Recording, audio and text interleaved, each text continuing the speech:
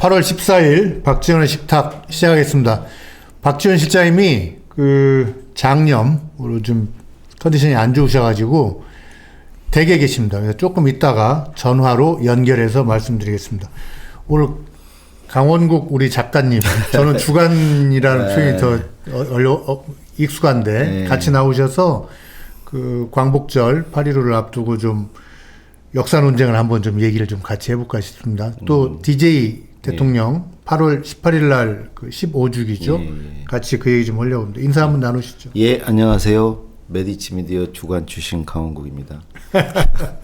감사합니다. 아침에 뉴스를 보니까 윤석열 정권이 지난 3월 런종섭, 대파 이때 이어서 다시 한번 총체적 난국에 빠지는 게 아닌가 싶을 정도로 뉴스가 많습니다.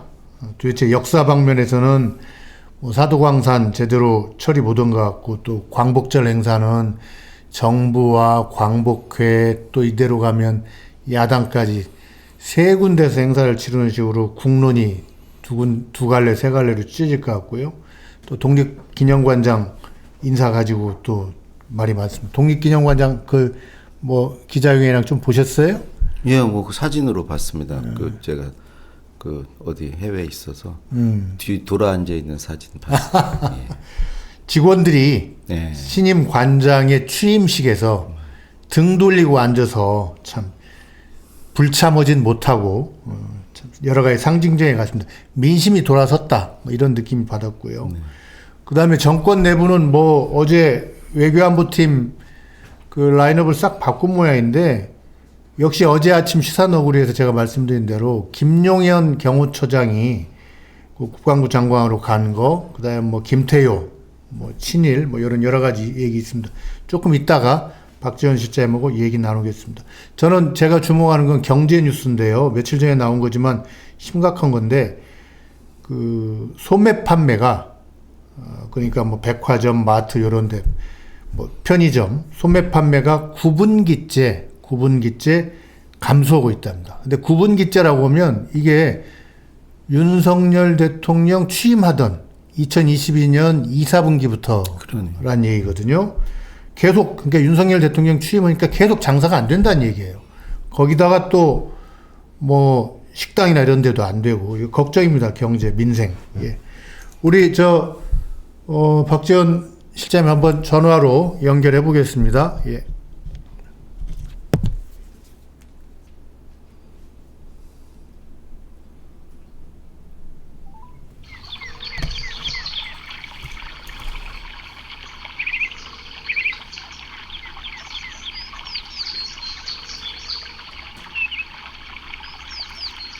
지금 전화를 아침에 원래 뉴스공장하고 그 다음에 9시 한 5분 정도부터 저희 프로 전화로 연결하기로 했는데, 뉴스공장도 전화로 하고 지금 제가 확인을 안 해봤는데 병세가 위중하신가? 그럴 건 아닐 텐데. 예, 전화를 지금 안 받으시니까 거기서 한번 전화 연결해서 다시 한번 좀 말씀 좀 해주시고요. 제가 전화를 다시 걸어도 될 만한 시점이 되면 얘기를 해주세요. 우리 대표님도 박지원 실장님이라고 하시네. 예.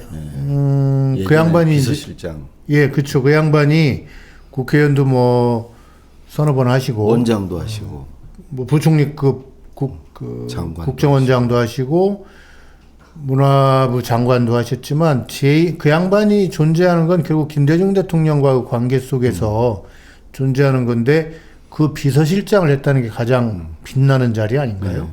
그때 모시지 않았어요? 저는 그 양반이 비서실장 할 때는 아니고,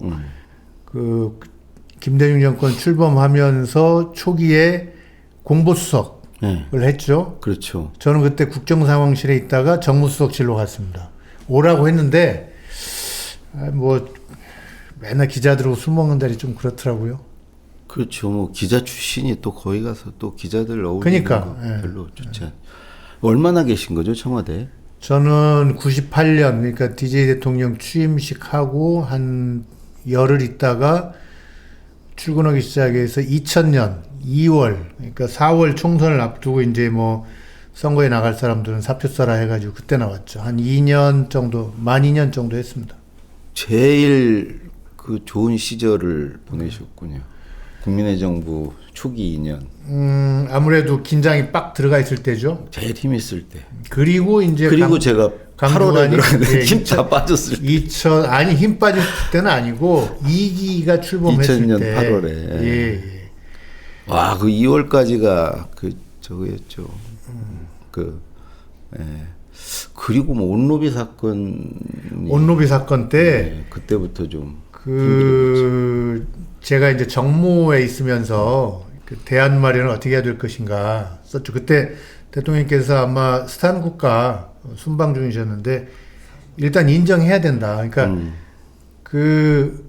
언론이라는 게 막 이렇게 조지고 들어올 때는 일단 한번 인정할 건 인정하고 그 다음에 설명을 하시는 게 좋겠다. 그 취지를 가지고 김중권 실장이나 이강래 수석, 박지원 수석이 보고를 해서 오시면서 저기를 했죠. 박지원 실장님 전화 왔습니다. 잠깐만요. 안녕하세요. 예, 미안합니다. 뭐 어디 제가 이제 막 퇴원해가지고 예. 집에서 샤워 좀 했습니다. 막 샤워한 남자입니다. 지금 오디오 잘 나가고 있나요? 방송에? 예. 오디오 잘 나가고 있습니다. 예. 오늘 강원국 작가랑 같이 아이고, 실장님 안녕하세요. 강원국입니다. 오랜만이에요. 예. 원래 이제 잘 들리고요. 강원국 작가가 청와대 근무를 노무현 대통령 때까지 마치고 그 다음에 박지원 국회의원실로 모시지 않았나요? 두 분 그런 인연이 있죠. 그렇죠. 같이 또 청와대도 있었고. 예. 그러면 실장님하고 하기로 한 좀 몇 가지 좀 전당대회라든지 이재명 대표라든지 얘기 좀 나누고 그 다음에 강 주관하고 다시 좀 그 8.15나 김대중 대통령에 대해서 얘기 좀 나누겠습니다. 제가 오늘 법사위에서 그죠? 검사 탄핵 청문회가 있고 예. 9시 반에 우리 야권 예. 사전 회의가 있습니다. 예. 그렇기 때문에 스튜디오에 못 나간 것 대단히 죄송하게 생각하고 예. 지난 토요일 예. 이 소환도에 갔다가 장염이 걸려가지고 예. 밤에 오한 들어서 있는데 아이고. 병원도 없지, 그쵸. 해편도 없지. 예. 그래서 꼭 갇혔다가 낮에 그 다음 날 일요일 날 해편으로 나와서 해남에서 치료받고 서울에 와서 입원했다가 오늘 퇴원했습니다. 아이고. 우리 국민들한테 예. 윤석열 정부의 국토교통부 장관한테 호소하니 예. 이런 섬에 2,000명 이상이 사는 섬에 다리가 하나 없어가지고 이고생을 하는 것 꼭 다리 좀 놓아주십시오. 다리를 놓든지 아니면 의사를 한 분 배치를 해야겠네요. 예. 역설. 의사 지금 부족해가지고 예. 난리가 나잖아요. 예. 말씀하십시오. 아니 의대 정원을 그렇게 많이 늘리는데 그 늘리는 거는 바로 이런 낙도 같은데 의사 선생님들 배치하기 위한 거 아닌가요? 당연하죠. 그런데 예. 의사 정원도 다 찬성하잖아요. 예. 그런데 대통령께서 2,000명 딱 정해놓고 해라, 이게 안 되는 거예요.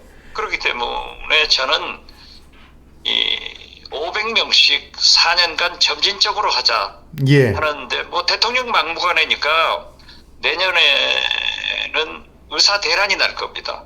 처음으로 의사가 배출되지 않아요. 그쵸. 예. 다 유급했죠. 전공의도 없지. 예. 공보입니까? 네. 예, 공보. 없죠? 예. 그러고 지금 또 아파트 대란도 날 거예요. 윤석열 정부 나라가 망합니다. 이렇게 가서는. 그래서 실장님 아까 연결이 안 됐을 때 그런 얘기했는데 왜 올 3월이 꽤 시끄러웠잖아요. 런종섭, 대파 뭐 이런 게 해서 이제 민생 어려움이 팍 터져 나왔는데 지금이 윤석열 정권 입장에서는 다시 한번 총체적 난국에 처한 게 아닌가 뭐 그런 느낌이 좀 들었습니다. 총체적 난국이 아니라 예. 제2의 한일 합방의 길로 가고 있어요. 이게 나랍니까? 그리고 특히 대통령실인가 윤석열 대통령께서 먹고 사는 국민이 무슨 역사를 보낸 국민이 민족이 미래가 있습니까? 역사 속에서 우리가 성장해왔고 역사관을 가지고 미래를 준비하는 겁니다. 그래서 저는 이종찬 광복회장이 말씀하신 용산에 밀정이 있는 게 아니라 용산에 이완용을 잡아내야 된다. 혹시 밀정이나 이완용이 윤석열 대통령 아니기를 바랄 뿐입니다. 용산의 스파이가 아니라 아예 저 매국노, 큰 매국노가 자리 잡고 있다는 그렇죠. 말씀이었습니다. 그렇기 때문에 이런 사도광산 보고 예. 우리가 얼마나 굴욕을 느꼈습니까? 여기에 저희 아버님도 독립지사이기 그렇죠. 때문에 독립기념관에 일패가 모셔 있습니다. 예. 아니 그런 사람을 독립기념관장 보내면은 독립기념관에 모여있는 항일 독립지사들이 벌떡 일어나서 나라를 보겠어요? 나는 윤석열 대통령의 심리 상태를 의심합니다. 예. 도대체 뭘 어쩌자는 건지 알 수가 없고요. 거기다가 또 그 정권 내부는 엊그제 외교안보팀 라인업을 싹 바꿨는데. 그것도 그렇죠. 예. 정권 2년 3개월 만에 예. 안보실장을 4번 바꾸고 예. 국방장관을 3번 바꿉니다. 예. 그리고 지금 현재 미국 대통령 선거가 불과 7, 80일 남아있는 이때 국방 전문가를. 외교 전문가는 안보실에 아무도 없어요. 예. 국가안보실에. 예. 이게 도대체 나라가 어디로 가자는 겁니까? 대중외교, 대러외교 이렇게 복잡한 외교 관계가 있는데 외교 참사를 몇 번 당하고도 정신 못 차리는 대통령을 우리는 진짜 우리 국민이 불행하니까 예. 국민이 불행해질 수 없지 않습니까? 예. 대통령이 불행해져야지. 예. 그 실장님, 저는 김용현 신임 국방부 장관 내정자를 보면서 전두환 때 장세동이 생각났어요. 장세동이 왜 그 초기에 경호실장 몇 년 하다가 국정원장으로 나가잖아요. 그거하고 똑같은 코스 같아요. 그렇기 때문에요. 예. 제가 어제 매불쇼에 나가서 그런 얘기를 했어요. 예. 이것은 김용현 예. 한 사람을 위한 인사이다. 그니까요. 충암고 라인이 국방 라인을 완전히 석권했다. 방첩사령관, 777 사령관. 그런가 하면은 안보실장 장호진 실장은 사실상 좌천이고 예. 외교안보 특보라고 하는 것은 정치적으로 불행한 사람을 국가에서 대통령이 특별히 보호해줘서 특보예요. 예. 특별히 보호해줘서. 신원식 국방장관은 9개월 만에 예. 오는 10월 달에 장성 진급이 있습니다. 예. 인사 한번 못하고 안보실장이라는 허울 좋은 자리로 갔단 말이에요. 그니까. 예. 그리고 안보실은 사실상 김태호 1차장이 꽉 장악하고 있기 때문에 허수아비예요. 예.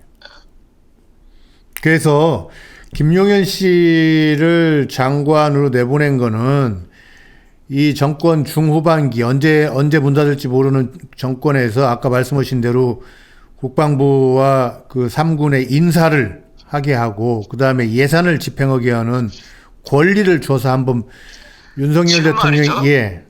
김용현 국방장관 내정자는 용산 이전에 대한 수사를 받아야 됩니다. 예, 맞습니다. 예. 감사원에서 경실련이죠? 참여했는 거. 예. 시민단체에서 감사 요구한 것을 7번이나 지금 연기를 하고 있어요. 예. 여기에 엄청난 예산을 퍼부어가지고 그 감사 대상이고 최상병 순직 사건에 관계가 있지 않습니까? 예. 전화 통화하고. 그렇기 때문에 런종섭처럼 런용이가 난 거예요. 경호실 차장이 문제가 되면 더 문제가 있기 때문에 국방장관으로 보냈지만은 수사 대상자입니다. 이런 분이 어떻게 정권의 2인자 노릇을 하는 거예요? 수사 대상자 이제 말씀하신 대로 용산에서의 2인자였죠. 그 아니 그렇죠. 경호처장이 왜 그 저기 뭐야 저 최상병 사건으로 통화를 하고 그리고 아까 말씀하신 대로 처음에 용산으로 이전하겠다고 했더니 모두가 반대할 때 김용현 씨만 찬성해가지고 이리저리 보고 다녔잖아요. 김용현 국방장관 내정자가 김건희 여사하고 모든 걸 꾸민 거 아니에요? 예. 그렇게들 김건희가 얘기하고 아니에요. 있습니다. 예. 아이고 장관 다시 한번 총체적 난국에 빠진 것 같고 우리 실장님은 이러다가 이제 나라가 망하는 거 아니냐 걱정을 하셨는데 그 민주당 얘기 잠깐 좀 여쭤보겠습니다. 전당대회 이제 내일 모레면 이제 이번 일요일이면 끝나는데 그 전당대회보다도 예. 이번에 김경수 예. 지사의 복권은 예. 윤석열 대통령이 국정농단자들을 전부 복권하면서 양념으로 끼워줬지만은 잘한 거예요. 예. 그 멍석도 모르는 한동훈 대표, 자기가 법무장관 할 때는 사면하고 당대표 대선을 왜 복권 반대하는지 아세요? 글쎄요. 강력한 민주당이 되는 것, 더 큰 민주당이 되는 것, 그리고 이재명 대표 하나하고 싸우면은 자기가 대통령 될 것 같지만은 김경수 지사가 돌아옴으로써 라이벌이 생기기 때문에 김경수 공포증을 가지고 반대한 거예요. 이러한 문제를, 그리고 특히 지난 4월 영수회담 때 조정 기간 동안에 대통령실에서 김경수 지사 복권하지 않겠다. 그러니까 이재명 대표가 받아가지고 경쟁자가 많으면 많을수록 좋다 이렇게 한 게 살아났는데 그때도 제가 말씀드렸잖아요. 예, 아마 그때 우리 김현정 대표한테도 예. 얘기 드리고 민주당 출입 정치부 기자들한테 다 제가 얘기해 줬어요. 그러나 이것은 보도하지 마라. 왜 보도를 안 하냐면은 영수회담이 앞으로 정치를 풀기 위해서 계속돼야 되고 만약 이 사실이 보도되면은 대통령실과 대통령이 코너에 몰리게 된다. 예. 그래도 대통령이 코너에 몰려서 되겠느냐. 그랬는데 이게 보세요. 이번에 복권해놓고 이재명이 민주당이 반대했다. 이런 공작 정치를 또 해서 이번에 제가 발표를 해버린 거예요. 예. 근데 뭐 그렇게 한다고 해서 쉽게 얘기해서 민주당에다가 수류탄 던지려고 했는데 내분을 일으키려고 오히려 이재명 대표는 경쟁자는 많을수록 좋다고 민주주의 원칙에 충실한 발언을 하고 오히려 수류탄은 여권 내부에서 터진 게 아닌가. 그렇죠. 수류탄을 트럼프한테 던졌는데 바이든이 쓰러지잖아요. 수류탄을 민주당에 던졌는데 예. 오히려 한동훈이 쓰러지고 자기들 여권 내분이 일어나잖아요. 예. 이게 있을 수 없는 일이에요. 이게 우리 국민들의 집단 지성이 얼마나 훌륭합니까? 예. 사실 지금 전당대회로 돌아갑시다마는 예. 이재명 대표가 압도적 지지를 받는 것은 우리 국민과 당원들이 이재명을 통해서 정권 교체를 해라 예. 하는 집단 지성의 발로입니다. 예. 여기에 우리 민주당은 더 큰 민주당, 더 인적 자산이 많아진 거예요. 김경수가 돌아옴으로 해서 돌아오지, 예. 김동연 지사 있지, 예. 김부겸 총리 있지, 예. 이렇게 여러 사람들이 경쟁해서 거기에서 우리 국민과 당원이 선택한 후보가 정권 교체를 할 수 있는 거지. 그래서 지금 일부에서 말하는 이재명 일극 체제다 하는 것도 불식시킬 수 있어서 우리 민주당은 단결하고 잘 나가면은 정권 교체할 수 있다. 저는 그렇게 봅니다. 예, 맞습니다. 아니 김부겸 총리도 좀 달라졌더라고요. 며칠 전에 그 조국 장관 그 딸 결혼식에 갔었거든요. 저는 못 갔어요. 병원에 입원해 있었기 때문에. 그렇죠. 갔더니 김부겸 총리가 만나가지고 좀 앞으로는 얘기 좀 하겠다 이런 뉘앙스로 얘기를 하시더라고요. 장관 더 큰 민주당, 더 강력해진 민주당에 이제 더 인적 자산이 풍부해진 민주당. 창고가 부자인 민주당. 그렇죠. 예, 돼가는 것 같습니다. 참 그러니까 아까 말씀대로 수류탄을 이쪽에다 던졌는데 터지기는 그러니까 트럼프한테 쐈는데 쓰러지기는 바이든이 쓰러지는 이 참 정치의 총을 트럼프 쐈는데 바이든이 쓰러지고. 정치의 묘미 같습니다. 그렇죠. 예. 이번 민주당 경선은 어떻게 보세요? 뭐 김두관 후보도 있고 또 최고위원 그 출마자들도 있고 한데 좀 저는 어른으로서 평가를 해주신다면 우리 김두관 후보가 예. 20, 30%를 받아주기 간절히 바랬어요. 지금 이 순간에도 이제 서울 남았죠? 예, 예. 그리고 그렇기 또 때문에 ARS나 뭐 여론조사 전체가 이런 거 있기 남아 때문에 있죠. 대의원. 지금까지 한 게 40%밖에 안 돼요. 예, 맞습니다. 예. 나머지가 60%가 남아 있기 때문에 예. 저는 우리 당원들이나 국민들이 민주당을 위해서도 김두관 후보한테 더 지지를 해줬으면 좋겠어요. 예, 예. 그래서 20, 30%를 맞는 것이 예. 더 좋다. 예. 그렇지만은 아까 제가 말씀 올린 대로 모두의 말씀 올린 대로 우리 국민과 당원들은 이재명을 통해서 정권 교체를 바라는 집단지성의 발로이기 때문에 그 자체를 존중합니다. 예. 그러나 최고위원들은 아주 흥미롭게 되고 있어서 예, 예. 흥행이 되고 있다고 봅니다. 예. 오히려 최고위원 경선이 살려주더라고요. 그렇죠. 예. 누가 좀 잘 노는 것 같던가요? 저는 예. 정봉주 후보에게도 본인에게도 말씀드렸습니다. 예, 공개적으로 여러 차례 방송에서도 얘기를 했지만은 예. 그래도 우리 민주당의 집권을 위해서나 이재명 대표를 위해서는 김민석 의원이 1등이 돼야 된다. 예. 저는 그렇게 봅니다. 전망 실제로도 그렇게 될 걸로 보세요. 네, 그렇게 됩니다. 네. 정봉주 액션이 감정도 있지만 계산도 있는 것 같던데 큰 효과를 발휘하지 못할 것이다. 정치인이 항상 얘기하는 것은 계산도 있고 여러 가지가 내포되어 있지만은 예.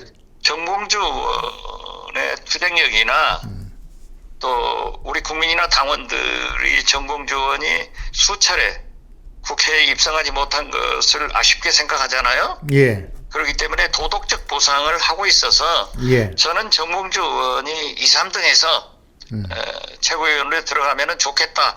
본인한테도 그렇게 얘기를 했어요. 예. 그랬더니 저한테 원장님 역전됐습니다 하고 얘기를 하던데요. 저는 정봉주 의원도 그 정도 선에서 잘 되리라고 봅니다. 예, 예. 잠깐 여기서 우리 강원국 주관도 이번 전당대회 좀 보고 있죠. 최고위원 출마자들 올망졸망이 좀 차세대로서 여러 가지 애쓰고 있는데 누가 좀 괜찮아 보이던가요? 저는 이현주 의원 팬인데. 아, 그래요? 이원주 의원. 지금 이현주 의원이 어떻게 안정권은 아니죠. 아, 지금 실장님 그 5위 경쟁이 치열하잖아요, 지금. 네, 그렇습니다. 예. 이현주, 전현희, 민영배 셋 중에 하나만 들어갈 것 같아요. 이 사람들 그런데 예. 여성이 예. 5등 안에 하나가 들어가야지 그럼요.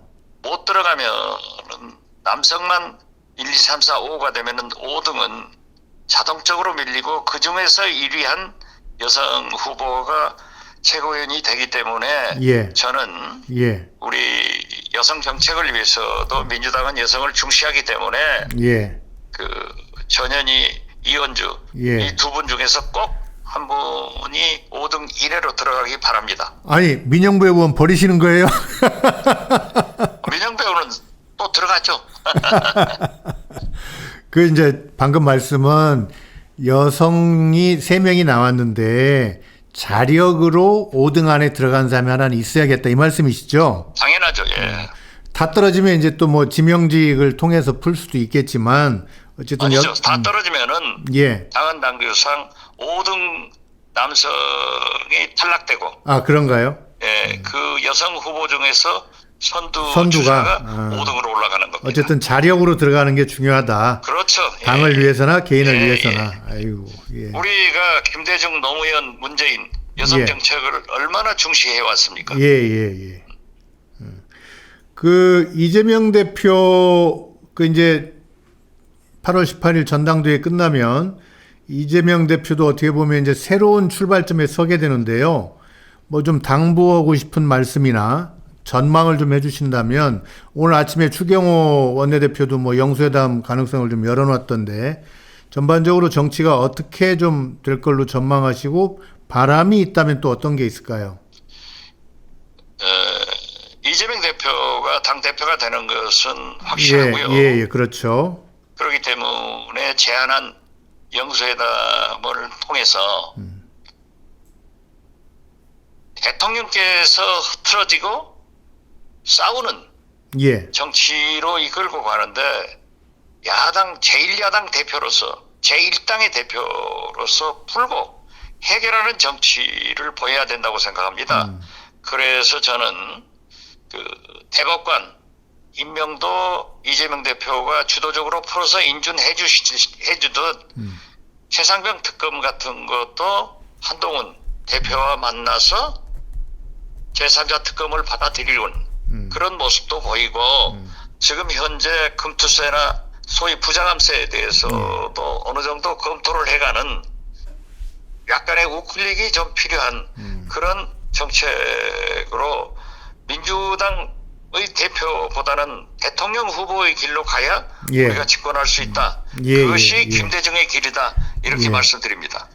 실장님, 그 절차상 그 윤석열, 이재명 양자회동이 있고 또 한동훈 대표까지 끼는 3자 회동이 있는데 어느 쪽이 유력하다고 보세요? 이재명 대표는 이미 예, 양자 영수회담을 제안했지만은 예. 대통령실에서 흘러나오는 것은 예, 한동훈 대표 3자 영수회담을 하자. 예. 그런데 이재명 대표는 양작은 3작은 무엇이든지 가릴 필요 없이 소통에 중점을 두고 만나야 된다. 예, 이렇게 말씀드리고 과거 잘 아시다시피 우리 김현정 대표가 정치부 기자할 때 김영삼 대통령이 여당의 이홍구 대표와 민주당의 김대중 총재 3자 영수회담을 해서 대단히 성공해가지고 꼬인 전국을 풀어내지 않습니까? 예, 예. 그래서 저는 이재명 대표는 양자 영수회담이건 3자 회담이건 해서 예, 풀고 예. 해결하는 그런 모습을 좀 보여주는 것이 필요하다. 이렇게 생각합니다. 예, 예. 아무래도 이제 다음 주에 모실 때는 전당대회도 끝나고 영수회담 같은 게 좀 더 본격화될 것 같은데요. 저도 낳고. 아, 그렇죠. 당연히. 아, 근데 오늘 말씀 나눠보니까 이렇게 전화로 오시니까 더 힘차세요. 아니요. 제가 지금 너무 이게 나랍니까 이게. 이게 도대체 나랍니까. 예, 안보실은 국방부 장관은 이런 식으로 인사를 하는가 하면은 독립기념관장 예, 여기에 이진숙 방통위원장 김문수 노동부 장관 후보자 예. 이게 나랍니까? 아휴, 말도 안 그렇기 되고요. 때문에 제가 너무 흥분돼 있고 예. 사실 이러다가 다시 입원할 수도 있겠습니다만 아, 그러시면 안 됩니다. 예. 지금 이제 청문회 갔다가 예. 그래도 오늘 다시 박지원의 금기 원래 19번째 또? 해남안 또 진도로 가겠습니다. 아니, 그 완도 가서 뭐 이렇게 해물 같은 거 센 거 조심하세요. 아니 완도 해물은 절대 병이 안 납니다. 오늘 아침, 저희 화면에 지금 보고 계세요. 이게 이제 들기름 참기름인데, 이 생걸로 막 뭐 드시지 마시고, 이 참기름은 묻혀서, 들기름은 볶을 때 넣어가지고 드셔야 건강에 좋고 맛도 납니다. 알겠습니다. 예.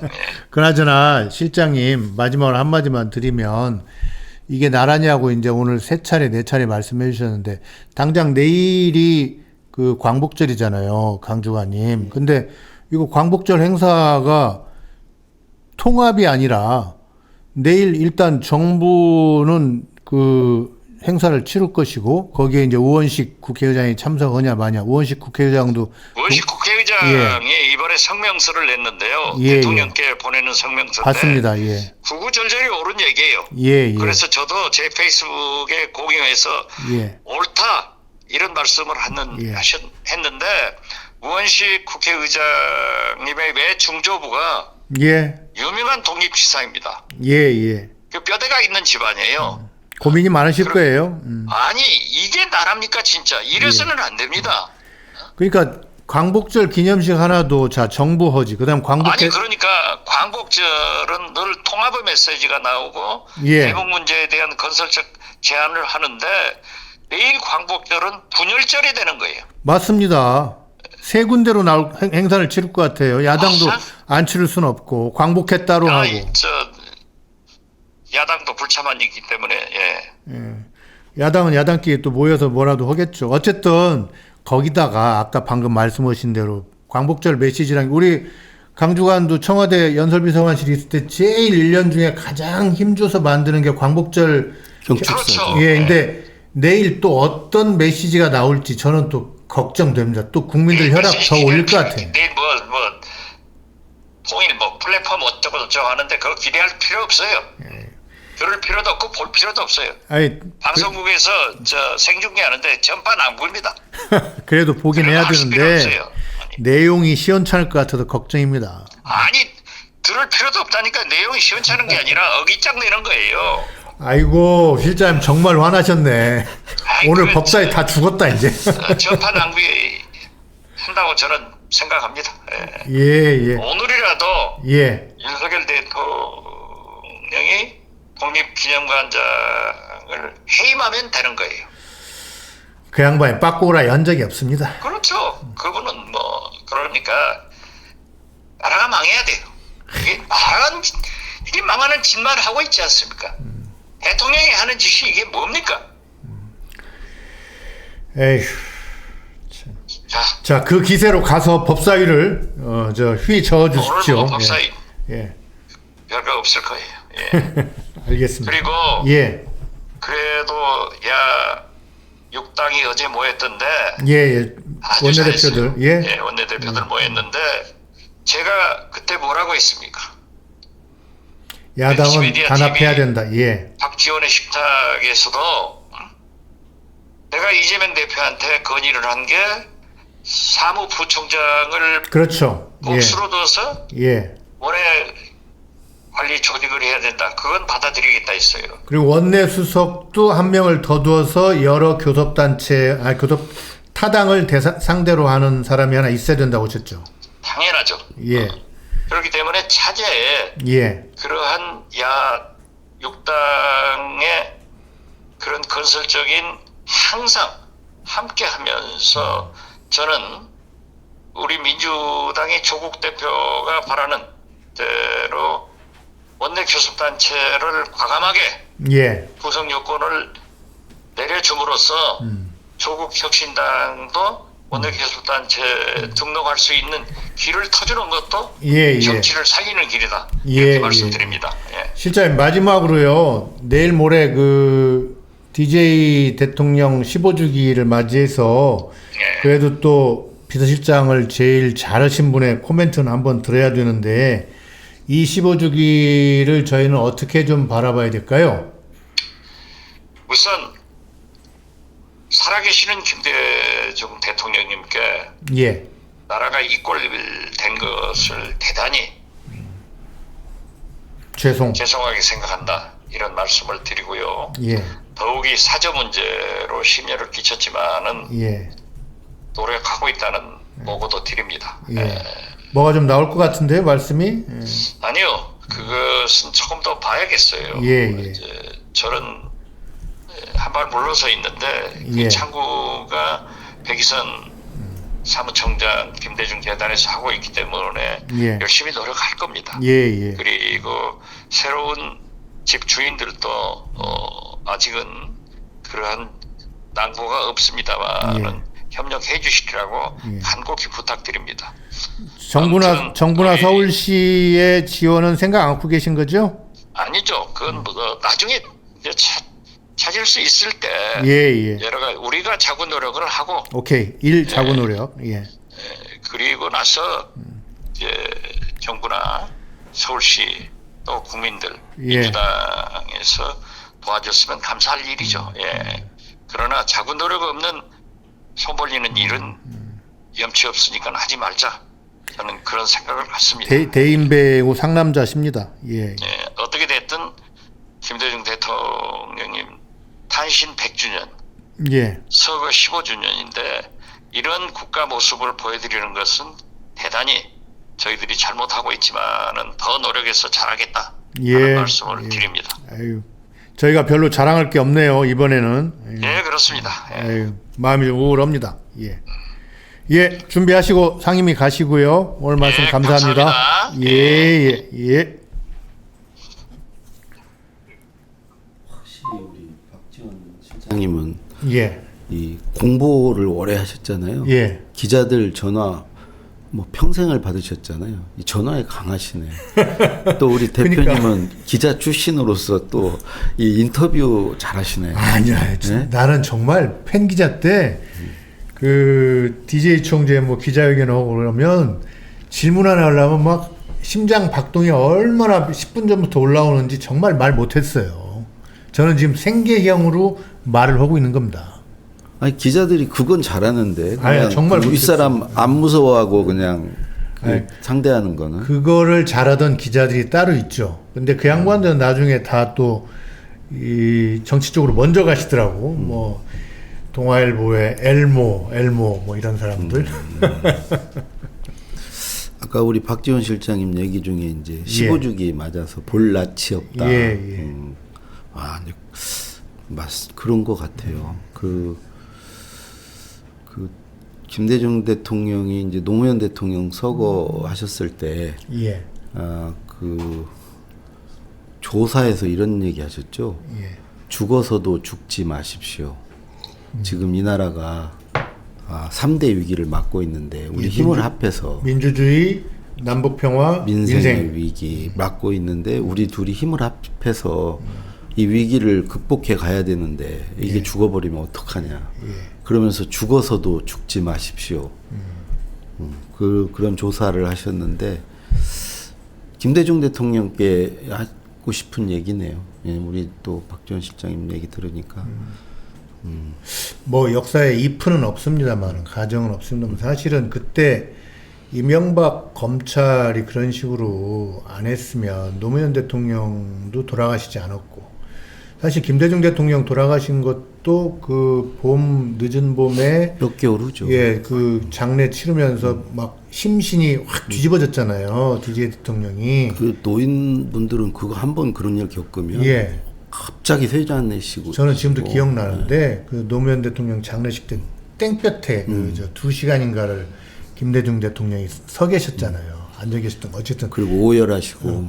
오열하시고 그러면서 이분 건강이 가신 것 같아요. 어쨌든 역사의 가정은 없지만 그때 두 분이 좀 몇 년이라도 더 살아 계셨으면 우리나라 민주주의나 이런 것들이 더 지금보다는 좀 더 자리를 잡지 않았을까. 지금처럼 참 압수수색과 구속밖에 모르는 대통령은 탄생하지 않았을 것이다. 뭐 이런 생각도 합니다.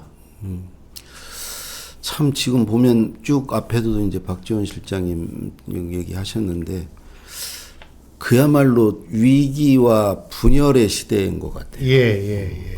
뭐 경제적으로나 뭐 모든 면에서 또 외교라든가 이런 데서 위기고 또 국내에서 또 분열이 되어 있고 위기와 분열이 근데 이제 이런 때일수록 정말 그 우리 김대중 대통령 이런 위기를 극복하고 이 분열을 통합적으로 가는 거 가장 정말 그 적임자셨는데 계속 그걸 하셨고요. 그 임기 중에도 이제 IMF 위기 극복부터 해서 지금 그 김대중 대통령의 외교에 대해서는 잘 조명이 그동안 안 되는 측면이 있는데 그분이야말로 1971년에 그 박정희와 이제 대선 치를 때 장충단 연설에서 우리는 4대 강국에 둘러싸여 있다.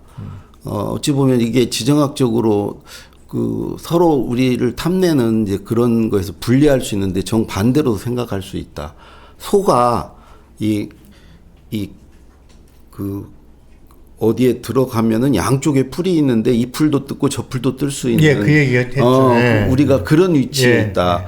그러니까 4대국이 우리가 하기에 따라서는 다 시장이 될 수 있고 다 우리가 친구가 될 수 있고. 그래서 4대국을 다 활용할 수가 있다. 그러니까 오히려 우리는 굉장히 유리한 지정학주의죠. 근데 이게 반대로 잘못되면 이제 그게 위험해지는 게 될 수 있는데 우리는 이걸 다 활용을 할 수가 있다. 그러니까 저도 이제 영국에서 어떤 세미나 그때 제가 잠깐 공천 못 받고 영국 가서 한 1년 살았잖아요. 거기 그때 이제 옥스퍼드에 가 계셨나요? 세미나를 하는데 DJ의 외교 정책을 설명을 했어요. 그러니까 주변의 사강과 정도 차이는 있지만 두루 잘 지내야 된다. 이제 이 얘기를 하니까 미일 러중 이 얘기를 했더니 그때 같이 프로그램에 있던 친구들이 하는 얘기가 그 디렉터도 그렇고 그 비스마르크 외교다. 그러니까 비스마르크가 독일 통일을 이뤄놓고 골고루 잘 지냈거든. 영국하고도 잘 지내고 러시아하고도 잘 지내고 오스트리아하고도 잘 지내고 이제 프랑스하고만 적대시했죠. 왜냐하면 그거는 그 독일이 통일 독일이 프랑스를 잘 봐준다고 해서 프랑스가 봐줄 리가 없죠. 왜냐하면 프랑스는 그때 그 베르사유 궁전에서 막 그 항복 선언하고 해서 기분이 되게 안 좋을 때잖아요. 어쨌든 그런 식으로 골고루 잘 지내는 게 굉장히 중요한데 지금의 대통령은 미국 하나 거기다가 일본까지 끼워서 한쪽으로 가겠다고 하니 결국 우리의 실익이 그 중국과의 관계에 있어서도 미국 우선을 하지 말자가 아니라 중국 시장에서 후퇴를 하려면 질서 있는 후퇴를 해야 되는데 지금 중국 막 이렇게 오니까 그리고 러시아하고 척지고 네. 그야말로 미일 중러 외교를 지금 잘해야 될 텐데 지금 그게 좀 엉망으로 가고 있죠. 아니 그러니까 대통령은 기분 내켜서 하지만 실제 피해 보는 건 사업하는 사람들이잖아요. 그렇죠. 이거 뭐 정부에서 보상해 줄 것도 아니고. 그 유럽 얘기하시니까 김대중 대통령이 92년에 정계 은퇴하고 예. 영국 캠브리지대에 가서 93년 1월에 가셨죠. 그때 연구한 게 그 동북아의 평화와 공존의 질서를 만드는 거, 그 남북을 중심으로 해서 유럽 같은 질서를 만드는 거, 그 연구로 가셨고 나중에 노무현 대통령이 이제 취임사에도 그 평화와 번영의 동북아 시대를 열자 이거를 메인으로 이제 넣으셨는데 사실 두 분이 이제 그런 뜻을 같이 가지고 쭉 해 오셨는데 그게 사실 꽃을 피웠으면 예. 남북이 지금 우리가 화해 협력하고 우리가 정말 기차 타고 북을 거쳐서 시베리아 유럽까지 갈 수 있는 시대가 그쪽으로 갔으면 지금 우리가 얼마나 달라졌을까 생각하면 근데 그때에 비해서 그야말로 후퇴를 해도 엄청 후퇴를 지금 하지 않았습니까? 그 이제 유럽은 전쟁을 세게 두 번을 치르고 1차 대전, 2차 대전 치르고 이제 화합과 공존의 분위기가 있었고 그 틀 안에서 이제 EU 유럽 연합이 탄생했잖아요. 근데 동아시아는 아직도 좀 옛날에 갈등하던 때에서 못 벗어나고 있는 것 그렇죠. 같은데 중일 관계도 그렇고. 예, 문제는 사실은 한국이 노무현 대통령 말씀하신 대로 균형자 역할을 좀 할 수 있는 게 미국이나 중국이나 일본은 이 동아시아 패권이 염두에 들어있잖아요. 우리는 그건 아니거든. 그러니까 우리가 역할을 잘할수록 동아시아에 평화가 오고 평화가 오는 건 번영이거든. 그리고 4개국 모두에게 좋은 일이에요. 예. 그 외교를 해야 되는데 보수 쪽에 들어서면 항상 북한에 대해서 욕하고 무시하고 중국, 러시아 또 배제하고 근데 결과가 없잖아요. 그러니까 지금 원래 이제 내일 그 광복절 경축사에는 모든 예. 대통령이 이제 남북 관계 얘기를 그렇죠. 다 담았었죠. 경축사에. 이번에도 뭐 어떻게 될지 모르겠는데 저는 김대중 대통령이 얘기했던 그러니까 71년에 얘기했던 게 이제 평화 공존, 평화 교류, 평화 통일 이 3단계 통일론을 얘기한 이후에 북핵 위기가 터졌을 때 일괄 타결론 얘기했거든요. 그러니까 미국은 북한과 수교하고 북한은 핵을 포기하고 우리는 북한과 경제 교류하고 그러니까 북한이 핵을 가지려는 이유는 자기가 안전의 위협을 받고 경제적으로 어렵기 때문에 핵을 가지려는데 그 핵을 가지려는 의도를 그러니까 그런 조건을 없애주면 미국이 수교를 하면은 위협이 없지 않습니까? 북한은 거기에 또 우리랑 경제 협력을 하면 지금 경제적 궁궁에서 벗어날 수 있지 않습니까? 그걸 해주면 미국도 좋고 우리도 좋고 북한도 좋은 이게 이제 일괄 타결론이었거든요. 김대중이 돌아가시기 직전까지 얘기했던 예. 이거 왜 어렵냐? 응? 그걸 모르겠어요. 뭐 트럼프가 되건 누가 되건 이제 북한과 수교하고 북한은 핵을 내려놓고 남북은 경제 교류 협력하고 그럼 서로 누이 좋고 매부 좋고 그런데 이것들이 다 김대중 대통령이 얘기하셨던 거고 그런데 지금 뭐 이 무슨 남북 그 평화까지 지금 위협받고 있는 위협 정도가 아니라 위기 상황으로 내몰리고 있는 지금 국면이니까 참 안타깝죠. 예, 김대중 대통령이 처음에 아까 말씀하신 대로 돌아가면 김대중 대통령이 돌아가시면서 민주주의가 흔들리고 있고 민생 경제가 위협받고 있고 또 남북 평화가 위협받는 이 세 가지를 이제 과제로 지적을 하셨는데 지금도 사실 거기서 못 벗어나고 있는 거죠. 근데 그 중에서도 이제 남북 관계를 저희가 이렇게 좀 얘기를 했습니다만은 그게 결국 이제 평화가 경제니까. 그러면 연결이 잘 안 되는 거고. 그때 노무현 대통령 때 8.15 경축사 쓰면서 여러 가지 상상을 많이 했을 거 아니에요, 또. 첫 펜을 잡는 사람으로서. 그건 뭐 제가 잡은 건 아니고 이제 예. 노무현 대통령이 이제 구술을 쭉 해주셨는데 첫 번째는 자주국방이었어요. 자주국방. 주제가 자주국방이었고 그때 이제 얘기하신 게 이제 결국은 이제 힘을 키워야 된다. 예. 힘을 키워야 되고 미국에 이렇게 의존만 하려고 해서는 이제 안 된다는 거고 근데 그때도 자주라는 얘기를 노무현 대통령한테 들었을 때 저부터 방공교육을 워낙 받아서 그런지 겁이 덜컥 나. 이 자주란 말을 이렇게 막 써도 되나? 이게 자주가 이제 미국에 대한 자주 아닙니까? 자주국방은 박정희가 쓴 말이에요. 원래 처음에. 그렇죠. 원래 그런데 확실히 그 광복절 첫 번째 연설은 반응이 아주 좋았죠. 이제 우리가 그럴 힘이 있고 근데 심리적으로 너무 그 의존하고 우리가 아직도 자신감을 못 갖고 있다. 우리 얼마든지 그럴 위치에 와 있다. 이제는 그 뭐 임계철선 이런 거 갖고 막 그러지 말고 우리 당당하게 자주국가 국민으로서 미국 도움 받을 건 받고 또 우리가 요구할 건 하고 뭐 이렇게 가자. 그런 얘기하셨고 이제 그 다음에는 이제 통합 얘기하셨습니다. 통합. 그 이제 이게 3대 분열이 있다. 양극화로 인한 분열, 그 다음에 남북 간의 분열, 그냥 지역적인 분열. 그러니까 이제 이 분열을 극복해서 통합으로 가야 된다.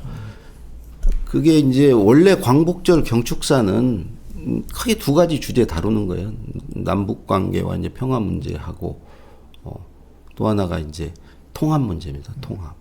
내일 윤석열 대통령 세 번째 8.15 경축사 하는 거죠. 2022년, 23년, 24년 뭐 봐야겠지만 이런 고민을 할까요? 그런 고민은 고사하고 매번 첫 번째, 두 번째 다 그 주로 이제 갈라치기 하고 갈라치기 하고 오히려 이제 분열을 조장하는 내용으로 그러니까 자기 식구만 데리고 가겠다는 그런 선언 같은 경축사를 했죠. 예. 장관 뭐 남북 관계도 역시 내일 경축사 봐야 되겠지만 그렇게 뭐 좋은 생각 전망은 안 되고요. 8.18 김대중 대통령 15주기 맞이해서 좀 저희 강원국 주관하고 얘기 좀 하고 있는데 그 양반에 대해서 공적인 평가나 뭐 회상은 많잖아요. 근데 김대중 대통령 때 이제 연설비서관실에 들어가기까지 그러니까 굉장히 감격이었을 거 아니에요? 그 전에 입사 전에 회사죠 그것도 입사 전에 김대중 대통령의 말과 글을 볼 때 어떤 생각이 들었어요? 어떤 부분이 좀 마음 탁 땡겼어요?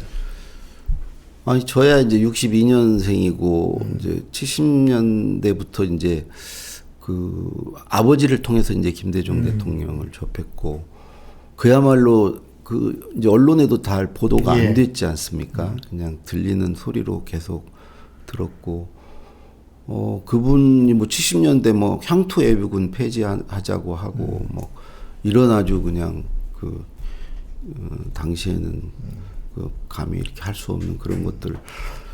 그래서 어렸을 때는 좀 불운시했죠. 김대중이라는 사람을. 주변에서는. 잘 몰랐고요. 그러다 80년 광주로 만난 거예요?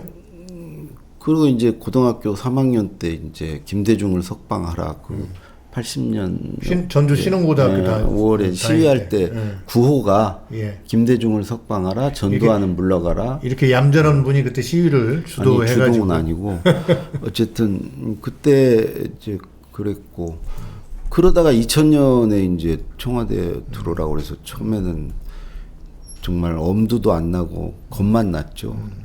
내가 그분의 글을 쓴다는 게 그게 말이 됩니까? 지금 돌이켜 생각해도 정말 그때 미쳤었구나. 내가 어쨌든 그분의 뭐 초안이나마 그분의 글을 썼다는 게 지금 다시 하라면 못할 것 같습니다.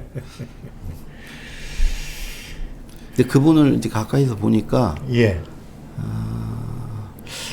일단 독서를 정말 많이 하시고 또 기록을 굉장히 중시하시고 개인의 기록도 이제 이 두꺼운 다이어리 27권을 5년 임기 동안 그러니까 결국은 그 기록으로 남긴 게 다 자산이 되고 그런 건데 그리고 이제 토론하는 거 좋아하시고 공부하는 거 좋아하시고 예, 배우고 듣고 예, 이런 거 좋아하시고 근데 그때는 3년간 모시면서 뭐 그걸 그냥 그런가 보다 했는데 제가 지금 이렇게 나이 먹어서 살아보니까 많지는 않지만 그래도 이제 60 넘어서 해보니까 내가 지금 그분을 좀 따라하고 있구나. 흉내내고 있구나. 그러니까 뭔가 읽고 듣고 공부해서 그거 가지고 정리하고, 말하고 글로 쓰고 뭐 이 생활이 예. 그분 모실 때 내가 봤던 모습과 좀 닮아가고 있고 사실은 그분이 이제 저한테 준 선물 같은 거죠. 그걸 내가 이렇게 볼 수 있었다는 게. 그러니까 제가 옆에서 강 작가를 뵈면 지난 15년 그러니까 메디치 미디어에 와서 대통령의 글쓰기 책을 내고 지금까지 살아온 걸 보면 그 이전에는 이 세상에 가장 뛰어난 멘토라고 할 수 있는 김대중과 노무현의 글을 이 업무적으로 정리하던 그런 일을 하다가 대통령의 글쓰기 책을 내고 나서부터 자기 생각을 세워나가는 지금은 분명하게 자기 세계를 갖게 된 한 사람이 지식인이라고 할까요? 작가가 된 이 성장기를 보는 것 같아요. 내 세계는 아직 못 갖고 있고요. 그거에 결정적인 역할을 해주신 게 또 우리 김 대표님이. 아이고. 여기서 저는 그냥 이렇게 훌륭한 분이 저희 회사를 와서 일을 하시겠다고 하니 정말 감격이었죠. 어쨌든 김대중 대통령님은 제가 연설을 쓰면서 그분의 치적 업적을 다 외웁니다. 예. 1번 외환위기 극복, 2번 민주주의 인권 확립, 3번 남북 정상회담. 그다음에 이제 평화적 정권 교체도 있고 최초의 평화적 정권 교체.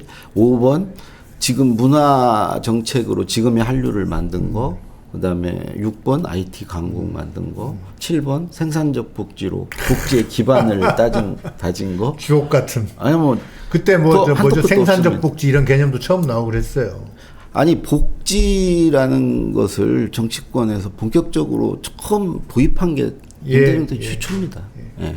그 전까지는 대통령이 이제 제도로서의 복지를 한 것은 김대중 때 처음. 그때 이제 기초생활보장제도 생겼고, 그 다음에 4대 보험 뭐 이런 거 다 정립이 되고, 의약분업도 그렇고. 그걸 이어받아서 이제 노무현 대통령이 뭐 이제 이어서 이제 뭐 고령연금 뭐 이런 것들을 많이 하셨죠. 그러니까 생산적 복지라는 개념도 돌이켜 생각해 보면 참 절묘한 게 생산적 복지는 딱 이런 거예요. 일할 사람에게는 일자리 주고, 일을 하고 싶으나 지금 일자리가 없는 사람은 직업교육 훈련을 해서 일자리를 일을 할 수 있도록 해주고, 일할 능력도 없고 일자리도 없는 사람은 국가가 해준다. 그러니까 그 전까지는 이 복지라는 게 시혜로 했죠. 시혜. 그러니까 시혜적 배분이었잖아요. 그렇죠, 그렇죠. 그러니까 사람들이 하면서도 아이 뭐 그냥 꼭 줘야 되나 이런 마음이 있었는데 생산적 복지라는 개념이 들어오면서부터 복지를 잘하면 이것이 성장, 경제가 되고 성장. 성장이 되고 생산이 된다. 그렇죠. 이 개념이 들어오면서 사실은 복지 예산이 늘어날 수 있었던 거예요. 그렇죠. 참 대단한. 그 전에는 이제 복지는 빨갱이들이 얘기하는 그냥 거고, 나눠주는 거. 분배하는 거고, 시혜를 예, 베푸는 거고, 그런 건데 이제 전혀 그 개념을 바꿨죠. 그런 면에서 이 굉장히 그 설득하는 능력이 뛰어나신 거예요. 그러니까 시각을 바꿔주는. 바꿔주는. 그러니까 말을 그 교묘하게 하는 게 아니라 발상을 바꿔주는 그런 스승이었던 것 같아요. 똑똑하신 거죠. 예. 그리고 그 문화 정책만 해도 일단은 이제 일본 문화 개방한 거 그거 진짜 잘하신 거죠. 그걸 통해서 그러니까 자신감이 있었던 거예요. 얼마든지 개방해도 우리가 경쟁에서 일본 문화 개방해도 밀리지 않는다. 잠식당하지 않는다. 우리가 이길 수 있다는 그 어떤 그분 늘상 얘기했던 우리 문화 창조력 이런 자부심이 있어서 그 자신 있게 개방했고 아니 계속 닫고 있으면은 이 문화라는 게 말이 됩니까? 더 중요한 것은 이 문화를 산업화하신 거죠. 예. 이걸 신성장 동력으로 생각을 하신 거예요. 그때 늘 제가 썼던 게 주라기 공원 한 편 영화가 현대자동차 30만 아니요 15,000대입니다. 15,000 이익이 주라기 공원 한 편이 현대자동차 15,000대를 팔아서 남기는 이익 이상이다. 이게 바로 이제 문화 산업의 엄청난 힘이다. 우리가 이제 그걸 해야 된다. 절대 지원하되 간섭하지 마라. 예. 그래가지고 지금 오늘의 지금 이게 있는 거 아닙니까? 그 문화에서 연장해서 일본 대중문화 개방만 해도 사실 지금 젊은 친구들 저희 메디치 미디어에서 책도 냈지만 그 추월의 시대 이런 거 보면 젊은 친구들은 일본에 대한 어떤 그 콤플렉스 같은 게 없잖아요. 없죠. 근데 기성세대 중에서 일본의 콤플렉스가 없었던 분이 김대중 대통령 아니었나. 그래서 그분은 없었어요. 일본 대중문화 개방해도 우리가 먹히지 않는다. 우리 대중문화도 훨씬 더 경쟁력이 있다. 주고받고 하다 보면 열린다. 그 늘 거기에 이제 근거로 되신 게 중국에서 뭐 주작을 들여와서 우리는 성략으로 바꿨고 우리는 다 그런 문화 창조력이 있다는 거. 얼마든지 일본과 경쟁해서 지지 않. 그러니까 김대중 대통령 전만 해도 TV나 이런 걸 그 프로그램 개편할 때 다 일본 가서 뵙겠습니다. 아니 그렇기도 하고 지도자들도 머릿속에는 한국 사람은 일본 사람에 비해서 안 돼. 어쩔 수 없어. 이른바 엽전근성이 배어있던 사람들이죠. 그렇죠. 그런 사람, 그런 기성세대하고 비교해보면 참 앞서간 분이었어요. 그 뭐 특히 이제 IT는 말할 필요도 없지 않습니까? 그 옥중에서 청주 교도소에서 1982년에 앞으로 TV에다 물어보면 이렇게 대답해주는 시대가 온다. 그 간수한테 설명해주면서 그 시대가 바로 지식 정보화 시대인데 지금 산업화 시대가 지나면 그 시대로 가는데 그 시대에는 우리가 산업화에는 뒤였지만 그 시대는 우리가 앞서 갈 수 있다. 그러면 방법은 뭐냐? 컴퓨터 보급하고 인터넷 망을 깔면 된다. 그거 다 대통령 82년에 했던 말을 그 뒤에 15년 뒤에 15년 뒤에 15년, 대통령이 20년 뒤에 실현한 거죠. 다 실현한 거 아닙니까? 그러니까 그 얘기하니까 사실 아침에 오늘 방송 준비하다가 보니까 한겨레에 요새 박찬수 씨가 이제 그 DJ 국정노트 그 연재하고 있잖아요. 괜찮게 읽을만 하고 상당히 생생한 얘기가 많더라고요. 근데 그 예고 기사를 보니까 DJ 대통령 워딩으로 DJ 대통령이 그런 말씀 하셨다는데 나의 가장 큰 업적은 정보화에서 세계 1위를 만든 것이다. 이런 얘기를 했다고 이제 제목을 뽑아놨더라고요. 기사는 아직 공개가 안 됐어요. 이제 좀 이따 이 방송 끝나면 한번 다시 읽어보려고 하는데 그 참 묘한 여운이 있더라고요. 그러니까 정보화로 일단 민주주의도 아니고 외환위기 극복도 아니고 남북정상회담도 아니고 정보화를 세계 1위 만든 것이 내 가장 큰 업적이다. 그게 이제 그야말로 한 30년 먹을 거리를 장만해 두시고 가신 거죠. 그게 사실은 이 그 시대를 본 거죠. 그런 안목이 없으면 못하는 일입니다. 그게 이제 딱 지식 정보화 시대로 넘어가는 그 국면에서 이제 대통령을 하셨고 그걸 본 거죠. 이걸 들어가면은 우리가 여기서는 앞서갈 수 있다. 또 한편으로 그 정보화를 중시하는 이런 측면도 있는 것 같아요. 그러니까 정보화가 되면 정보가 개방되잖아요. 이런 개방 사회, 정보의 개방 이런 데서는 민주주의와 후퇴할 수 없다. 민주주의와 또 연결 지어서도 생각을 좀 하신 게 아닌가. 그 민주주의의 기본이 이제 투명성 아닙니까? 예. 그리고 이제 지금 그 당시에 제가 또 연설에 맨날 썼던 게 그 전자정부. 예, 전자정부. 세계 1등의 전자정부를 만들겠다. 예. 그거 우리가 그때 기반 닦아놓은 게 동사무소에서 지금 하고 있는. 그렇죠. 예. 그 일본 아직도 팩스 집어넣고 다 그러고. 예, 아직도 있는데. 그 종이 목도장 찍어야 되고. 정말 우리가 그런 면에서 다 1등이죠. 그리고 이 정보화가 더 중요했던 게 계속 그 얘기 하셨거든요. 재래 산업을 이 조선이라든가 자동차라든가 IT와 접목시키면 플러스 시키면 이게 이제 첨단이 될 수 있고 우리가 1등이 될 수 있다. 그게 요즘 그 삼성전자가 소니 이긴 거 그거예요. 아니 그리고 요즘도 반도체에서 지능형 반도체가 그 얘기예요.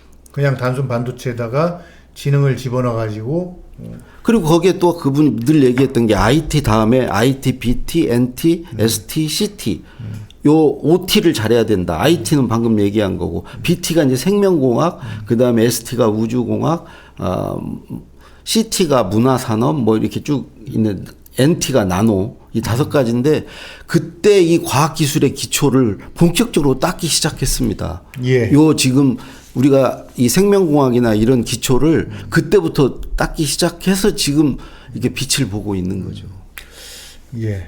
저건 뭐 해도 끝이 없는 DJ 예찬인데 시간도 이제 1시간 정도 지났고 마지막으로 이 부분 한번 얘기하면서 오늘 이야기 정리하면 좋겠어요. 그러니까 제가 먼저 얘기를 좀 할게요. 뭐냐면 이제 공적으로도 DJ한테 배우거나 시사를 받을 게 많지만 개인적으로 살면서 저희도 이제 좀 세상살이를 좀 했잖아요. 살면서 가끔 힘들 때 정말 지금 DJ라면 이 문제를 어떻게 바라보고 어떻게 풀까 하는 생각이 드는데 이제 우리 다 알다시피 그 양반이 학연, 지연, 혈연이 별로 없는 사람이잖아요. 별로 없는 게 아니라 아예 없고 없으시죠.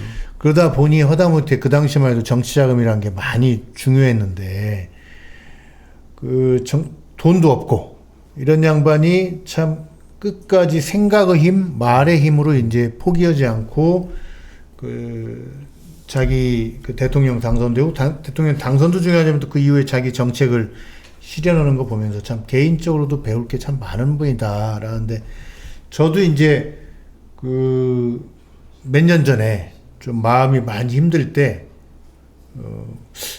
참 DJ는 이런 거보다 더 힘든 DJ 또 배신도 많이 당했잖아요. 측근들로부터. 그 다음에 5번의 죽을 뻔. 예, 6년의 예. 감옥 생활. DJ는 그 고생한 거에 비하니까 저는 아무것도 아니더라고. 그럼요. 그러면서 이제 좀 그거를 극복해 나갈 힘을 얻었는데 제가 이제 강주관께 여쭤보고 싶은 건 저처럼 네. 이렇게 살면서 DJ를 만나게 된. 저 있죠. 저는 2가지인데 예. 그 하나는 방금 얘기하신 대로 그분처럼 그 고난과 시련을 겪은 분이 없잖아요. 근데 그분이 늘 그러셨거든. 풍파는 전진하는 자의 벗이다. 풍파. 풍파는 전진하는 자의 벗이다. 어찌 보면 그분의 일생은 그 어떤 도전과 도전의 역사예요. 물러서거나 도망가지 않고. 저기 토인비의 도전과 응전의 사관 좋아하셨죠. 그걸 또 좋아하셨고. 그래서 늘 막닥들인 일에서 피하거나 도망가지 않고 그걸 어떻게든 넘어서려고 극복하려고 지역 감정이 그렇고 IMF 경제 위기가 그렇고 얼마나 또 그 빨갱이 그 색깔 시비에 휘말렸고 그런 거 하나하나를 또 독재와 맞서 싸우고 저는 늘 도망가고 피하고 이런 삶을 살아왔거든요. 근데 이제 그분 보면서 그런 용기를 얻죠. 그리고 그렇게 살아도 결국 그 역사가 그분을 그렇게 평가해주고 그런 걸 보면서 또 희망을 갖습니다. 저렇게 살아도 되는구나. 또 하나는 그분처럼 이렇게 낙천적인 분이 없으세요. 예. 진짜 매사에 감사하고 앞을 긍정적으로 밝게 보고 희망적으로 보고 이제 또 그게 있으니까 이제 어찌 보면 도전을 할 수 있었던 건데 그런 어떤 낙천성. 예. 그러니까 그분은 이제 왜 내가 어떤 이런 낙천성을 갖게 된 건 세 가지다. 하나는 내가 국민을 믿는다. 두 번째는 역사의 나중에 판단을 믿는다. 세 번째는 내 양심을 믿는다. 그래서 그 내 양심에 비춰보고 역사의 판단에 비춰보고 이제 국민을 바라볼 때 자기는 그러니까 지금 어렵고 힘들지만 나중에는 반드시 좋을 거라는 생각을 갖는다는 거죠. 그러니까 그런 마음으로 사니까 늘 이렇게 감사하고 기쁘고 그래서 돌아가실 때 인생은 아름답다 이런 말을 할 수 있어요. 역사는 전진한다. 그 얘기하시니까 그 양반의 긍정적 사고, 낙천성을 얘기하시니까 저는 이 시대의 그 DJ에게서 빌려올 수 있는 그 특징이 있다면 변화 수용 능력 같아요. 그러니까 그 양반한테 뭐 상인의 현실 감각이라든지 선구안이라든지 또 인내심 뭐 이런 것인데 그 낙관적 자세와 함께 변화 수용 능력. 제가 그 변화 수용 능력을 느낀 건 뭐냐면 서태지를 좋아한다고 할 때였어요. 그때 90년대 그 대선 앞두고. 사실 이 양반의 살아온 걸로 보면 서편제를 좋아하는 건 감성입니다. 그런 문화적인 배경에서 살았으니까. 근데 서태지를 좋아하는 건 그 중졸의 서태지가 굉장히 그 앞서가는 아방가르드한 음악을 할 때 그걸 채택해서 좋아하는 건 이건 이성 같거든요. 변화 수용 능력, 30대의 어떤 그 감각을 좀 받아들이고자 하는 그런 변화 수용 능력 아닌가. 그리고 그것이 잘 맞아 떨어져서 잘 결합돼 가지고 그 역사상 말이 그렇지 말과 표로서 권력을 옮긴다는 게 얼마나 힘든 일입니까? 그걸 이뤄냈잖아요. 변화 수용. 저는 기본적으로 성실하신 그런 게 있고 그건 공부 덕분이라고 생각해요. 예. 끊임없이 새로운 거를 이렇게 알려고 하고 흡수하고 그런 공부의 결과가 아닌가. 지도자는 정말 공부해야 됩니다. 술 안 먹고. 술 안 먹고. 에휴, 참 현실 얘기하면 또 답답합니다. 어쨌든 오늘 얘기를 마치면서 우리 강원국 주관은 김대중 대통령에게서 낙관적 자세를 좀 배울 점이 있다.